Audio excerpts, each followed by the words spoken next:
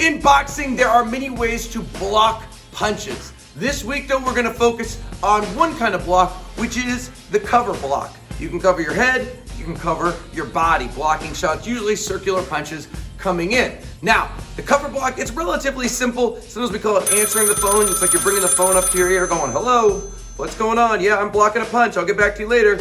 You're just bringing it up a little bit. It's not quite like a big Muay Thai helmet cover. It's more just bringing your hand up just a little bit, covering your temple, covering your ear. Now, you don't want your hand away from your face because then when you block a punch, you get punched into your own face and look like an idiot. So you want to keep it in nice and tight, absorb the punch. And of course, we're not going to hit you, but imagine you're absorbing a punch. You kind of go with a punch usually when it's to the head because you don't want to fight against it because it hurts. It hurts anyway, but you want to make it soften the blow as much as you can. So those are covers to the head. Covers to the body, we're trying to cover that rib cage, those internal organs, but we don't want to do this. If we do this, then our head is open. So it's almost like a little side crunch. You can bend your knees, as little movement as possible. If you have to move the elbow down, that's okay, but don't move it down too low and don't let your hands drop. Always keep those hands here so you can cover the head quickly. We'll be practicing that this week. We'll also talk about counters after the covers. After you cover block, what are you going to throw as your counter? We'll talk about that, and we'll talk about something else that also is very difficult,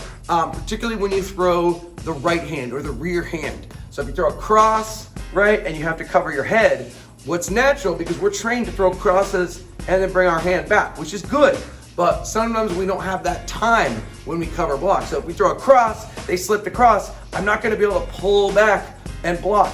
I might just have to do this and cover really quickly. That's always hard to do. So we'll practice that a little bit this week. Cover it up, answering the phone, keeping our hands in close, not letting them drop. That's another thing too. You always should be covering when you throw the opposite hand. So if I throw my cross, look what my left hand is doing. My lead hand is covering my head because I don't want to leave this open once I throw a punch. I'm already open over here, so I sure don't want to be open over here. Whether you throw a body shot, whether you throw an uppercut, whether you're throwing a hook, always make sure your other hand is covering your face, the non-punching hand. That is how we do it.